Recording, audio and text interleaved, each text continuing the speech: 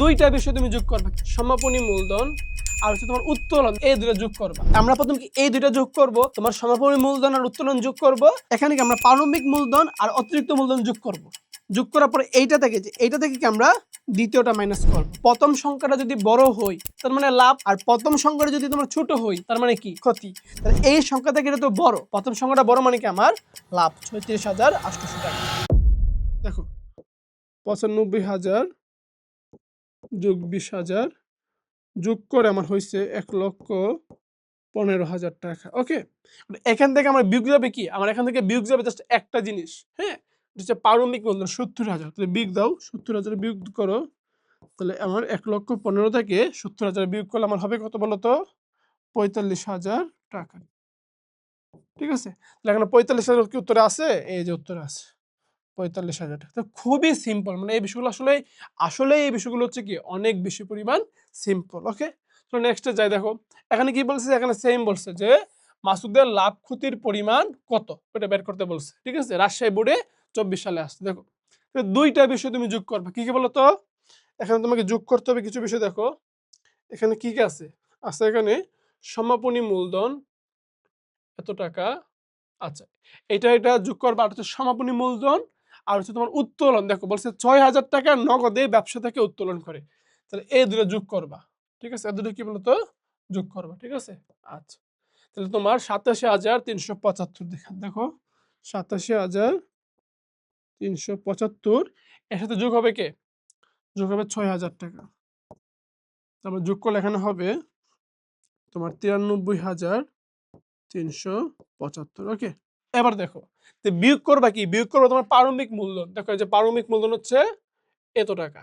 আচ্ছা, আর হচ্ছে অতিরিক্ত মূলধন কোনটা বলো তো? দেখো তিনি বছরের মাঝামাঝি ব্যবসায়ে আরো ১২,০০০ টাকা আনয়ন করে। তাহলে মালিক যদি ব্যবসায় কোনো কিছু আনে এটা কি হবে, মূলধন।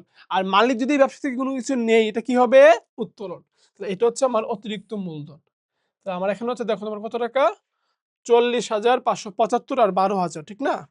তো তোমার দেখো ৪০,৫৭৫ যোগ ১২,০০০, তো তোমার এখানে হবে ৫৬,৫৭৫। বিষয়টা ক্লিয়ার? তার মানে আমরা প্রথম কি এই দুইটা যোগ করব, তোমার সমাপনী মূলধন আর উত্তোলন যোগ করব, যোগ করে আবার তোমার ধরো এখানে কি আমরা প্রারম্ভিক মূলধন আর অতিরিক্ত মূলধন যোগ করব। যোগ করার পরে এইটা থেকে কি আমরা দ্বিতীয়টা মাইনাস করব। ঠিক আছে, তুমি মাইনাস করো, তোমার ৯৩,০০০। দেখো কত এখানে আছে, ৯৩,৩৭৫ থেকে মাইনাস করতে হবে আমার ৫৬,০০০। তোমরা অবশ্যই ক্যালকুলেটর ইউজ করবা পরীক্ষায়, তো অল্প টাইমে হয়ে যাবে। ঠিক আছে, এখানে জিরো হবে, এখানে জিরো হবে, এখানে হচ্ছে তোমার আমার ৮।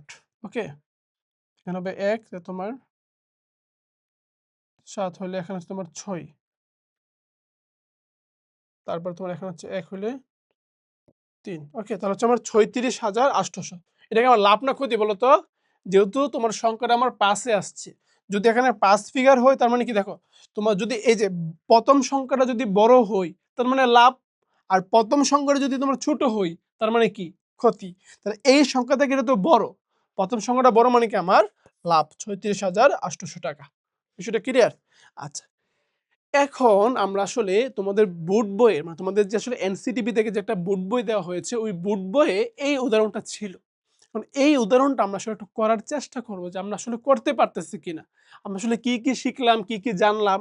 হ্যাঁ, আমরা এই উদাহরণটা পড়লেই বুঝতে পারবো। দেখো কি বলছে, দেখো ১ দেখো এখানে কি বলছে, এখানে বলছে ১ তো ১ মানে কি প্রারম্ভিক, আর ৩১/১২ মানে কি ডিসেম্বর মাসের ৩১ তারিখ, এটা হচ্ছে কি সমাপনী। আর জানুয়ারি মাসের ১ তারিখ মানে কি প্রারম্ভিক, আর ডিসেম্বর মাসের শেষ মানে কি এটা সমাপনী।